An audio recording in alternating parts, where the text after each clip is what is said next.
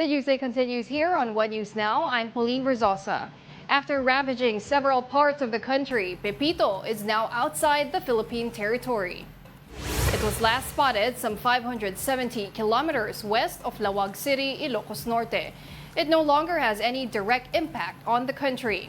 Scattered or isolated rains, though, are still expected in several areas. Batanes will experience cloudy skies with rains due to the northeasterly surface wind flow.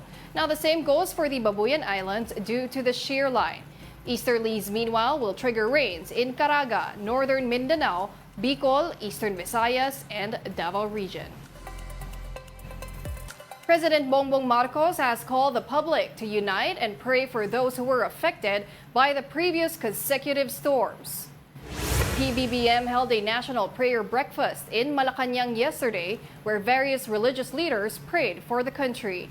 The president emphasized the need for the country to unite amid calamities. He also confirmed a death that was reported in Camarines Norte due to the recent Typhoon Pepito. And my feelings about that is that one casualty is one casualty too many. So that is unfortunate. At least 7 people were reported dead due to recent tropical cyclones. According to the NDRRMC, some 30 individuals were injured while 2 others remain missing. Over 495,000 families were affected by the tropical cyclones. Now, that's equivalent to some 1.8 million individuals across the country. Damage to agriculture is now pegged at 8.6 million pesos, while damage to infrastructure has ballooned to more than 469 million pesos. The Justice Department has formed a team that will investigate extrajudicial killings during the time of former President Rodrigo Duterte. They will look into possible violations of international humanitarian law. Ria Fernandez with a report. Just days after the tough-talking former president from Davao faced the House Squad Committee, the DOJ announced that a special task force has been set in motion to see if Rodrigo Duterte violated laws over alleged extrajudicial killings that happened during his drug war. The task force is made up of state prosecutors and representatives from the NBI. International humanitarian law ang ating pinupuntirya ngayon because it is the law that the ICC is studying as well as the law that we have here. And it's the law of the ICC actually, it's what they're using right now. At this point, the scope of the investigation is still uncertain. According to Remulla, several laws could come into play per the Philippine Revised Penal Code, particularly Republic Act 9851. That RA covers crimes against international humanitarian law, genocide, and other crimes against humanity.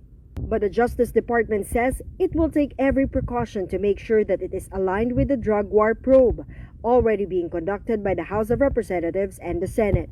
More importantly, the investigation should not overlap with that of the International Criminal Court or ICC. We want the charges to be separate from each other. Even if we're not members of the ICC, the spirit of complementarity still applies.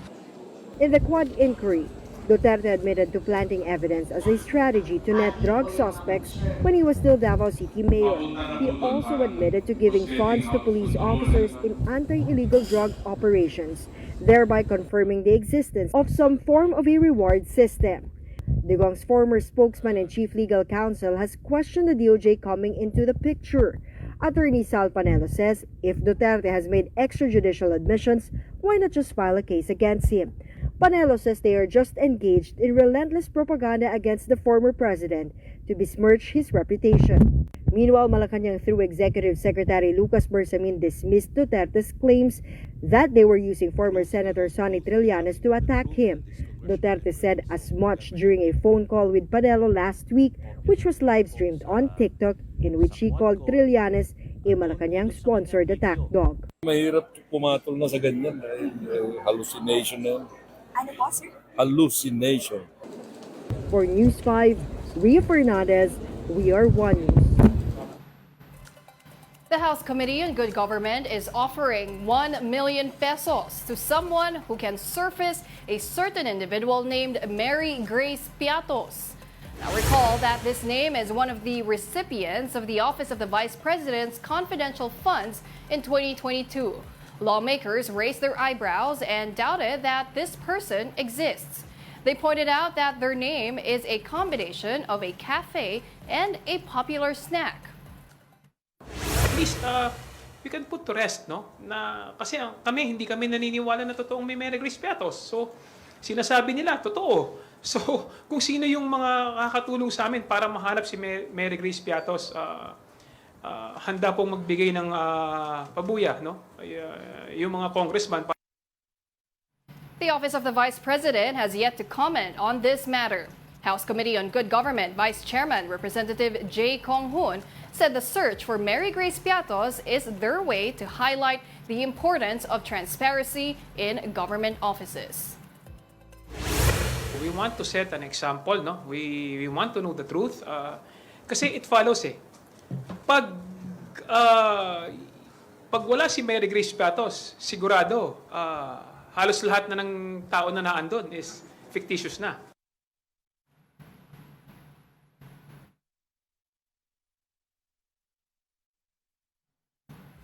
Senator Jingo Estrada made expletive remarks about San Juan Mayor Francis Zamora and the alleged rise of flying voters in the city. Estrada raised suspicions on the increase of voters in the city that his clan previously controlled for half a century. The senator said the increase of new voters in San Juan City could result in electing the same mayor in the next elections. Ejercito did not mention Zamora, but he only referred to him as a former basketball player who does not even reside in San Juan City. If these issues will not be resolved, no other candidates from other parties will never have a chance of being elected as public officials in San Juan. Laging kung sino man ang sabihin ni mayor namin doon, yun lang ang boboto nila. Wala nang pagkakataon dahil meron sila 30,000 flying voters.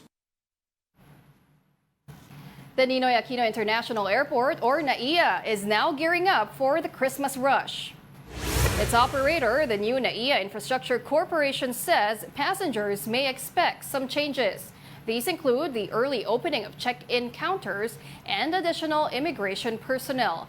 More X-ray machines and point-to-point bus routes are also expected to be operational. Christmas season 2024 will be at least 50% improvement over last year customer experience.